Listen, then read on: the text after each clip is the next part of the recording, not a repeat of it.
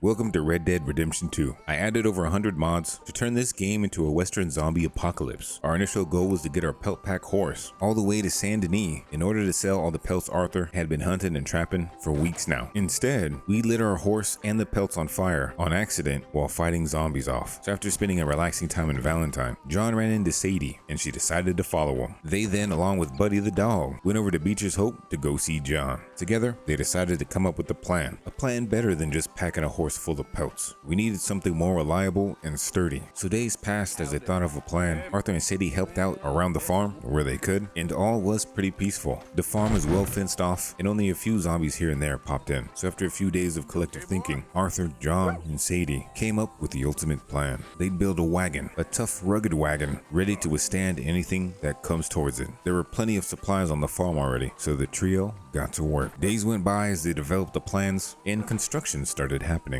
There were minor occurrences of zombies getting through the gates, but this was a good chance to keep our aiming right. We couldn't get stale in the journey ahead. The day had finally come though. The wagon was built. We borrowed two of John's strongest horses, and we put on the final touches as well. We now had a covered wagon that could withstand the elements and was capable of storing even more pelts than our original horse. This was it. This is Arthur's ticket in finally getting some pelts to Saint Denis. More days passed and more zombies were slain. We just had to make sure the finishing touches on this wagon were pristine and ready to go. We didn't need any trouble on the trail, so we took as much time as we needed. The day had come though. All preparations were complete and it was time to have our last dinner at Beecher's Hope. So Arthur sat down with John's wife. I couldn't tell if he was mad or not, and then we all got some sleep because tomorrow was gonna be a long day. Morning came and it was time. We had an empty wagon and we needed to fill it with pelts. So this time we're traveling over to the Grizzlies to fill up our wagon with pelts. Sadie rode shotgun and John guarded the outside on foot, and we set off on the trail, not having to worry about getting hit in the back of the head by a zombie. We were just feeling the wind in our hair. We ran into a guy on the side of the road, his foot stuck in the mud and a zombie chasing towards him. We stopped the zombie just in time and the guy got away safely, but that left us open for a zombie attack ourselves. Zombies started rushing towards us and we took out a few. I heard Buddy crying he was getting kicked, so I shot the zombie, but I also shot John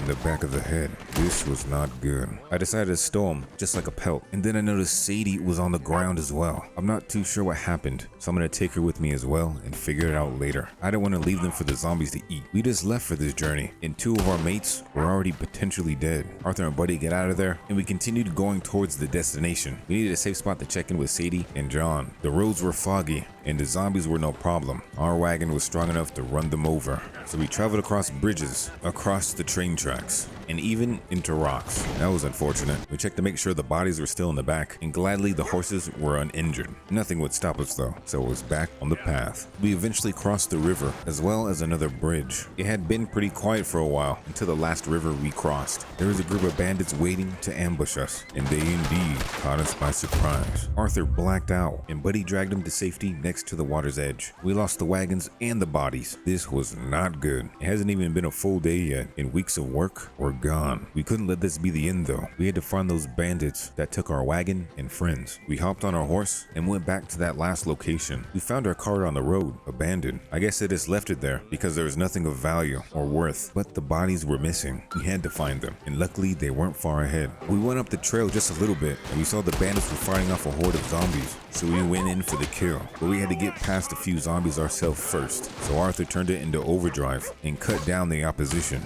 Literally, he chased down every zombie he saw and he wasn't stopping until the job was done. It looked like the zombies had taken out most of the other bandits, but there was one more left for Arthur. So Arthur went in and finished the last bandit that took his friends and wagon. They stashed the bodies in their own wagon, so we had to get him out. We had some good news though. It seemed Sadie was just knocked out, so we untied her and she was good as new. But John, there was no way John was alive, yet he was still walking. He had a greenish tint to his face, a glow to his eyes, and his teeth were yellow. He was a zombie, but he wasn't attacking Arthur. Could the plague be becoming more advanced? Arthur has no clue. He ain't a scientist. He's just glad John's up and running. So we recovered the wagon. Sadie was still alive, and John was, well, let's just say he was half alive. Our hope of getting pelts and traveling to Saint Denis are still there.